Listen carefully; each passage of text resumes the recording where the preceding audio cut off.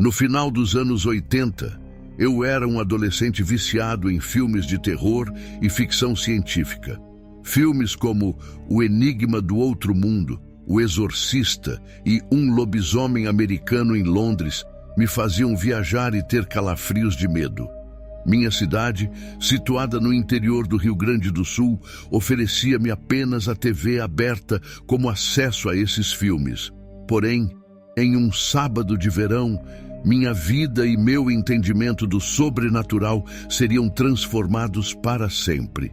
Naquele sábado, eu acordei ansioso porque na semana anterior, uma videolocadora havia inaugurado na cidade.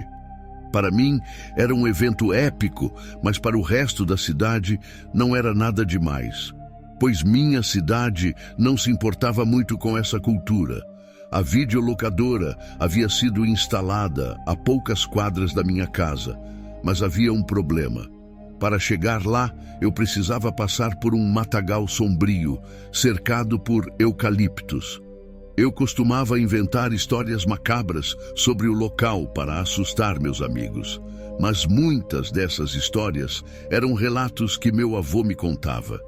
Meu avô compartilhava relatos sobre uma criatura profana e amaldiçoada que vivia em sofrimento, coisas que ele nunca ousou falar completamente.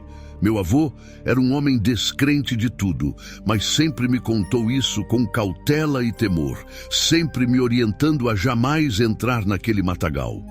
Naquele fatídico sábado, programei-me para ir à videolocadora no começo da tarde, mesmo tendo que passar pelo matagal. Minha empolgação era tão grande que não me deixei levar pelos conselhos do meu avô. A luz do sol brilhava alto no céu e o matagal não inspirava medo algum. Cheguei à videolocadora sentindo como se estivesse entrando em um mundo completamente diferente. Abri a porta e um sino tilintou. Vi aquelas prateleiras repletas de capas impressionantes, cada uma delas um convite para um mundo novo. Por mais simples que fosse, para mim, aquilo era a realização de um sonho. Me perdi lendo as sinopses e admirando as artes das capas dos filmes. Minha imaginação estava a mil. Quando finalmente percebi, o tempo havia voado. A tarde se transformou em noite e o sol deu lugar a uma lua cheia no céu. Levei um susto e percebi que não deveria mais estar ali. Com receio, me despedi da videolocadora com a promessa de voltar logo e uma angústia por saber que precisava atravessar novamente o matagal. O matagal agora parecia cenário de um filme de terror. Comecei a adentrar e logo percebi que a temperatura havia diminuído drasticamente. O silêncio no matagal era tenebroso, ouvindo apenas meus passos e o vento sibilante. De repente, como se algo rasgasse meus tímpanos, ouvi um grito. Aquele grito estava carregado de dor e desespero, algo que assombra meus pensamentos todas as noites e não posso descrever o suficiente. Minha respiração ficou ofegante, minhas pernas travaram. Mas não tive escolha. Precisei chegar em casa o mais rápido possível. Apertei o passo e comecei a cantar hinos da harpa em minha mente, que minha mãe costumava cantar.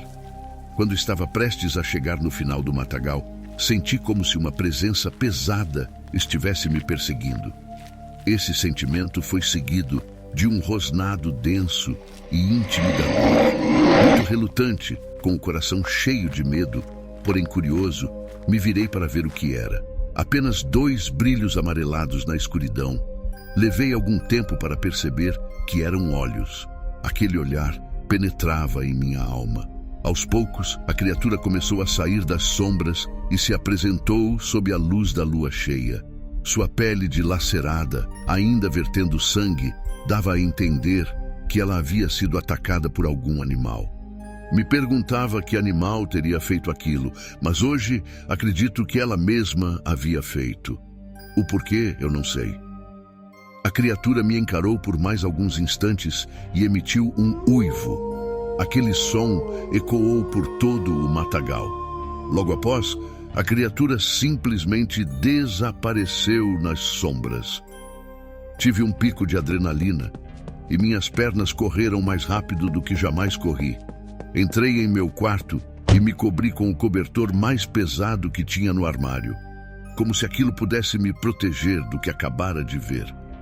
Mesmo hoje, anos após o ocorrido, me pego olhando pela minha janela, com a sensação de que a criatura estará sempre lá fora, me observando.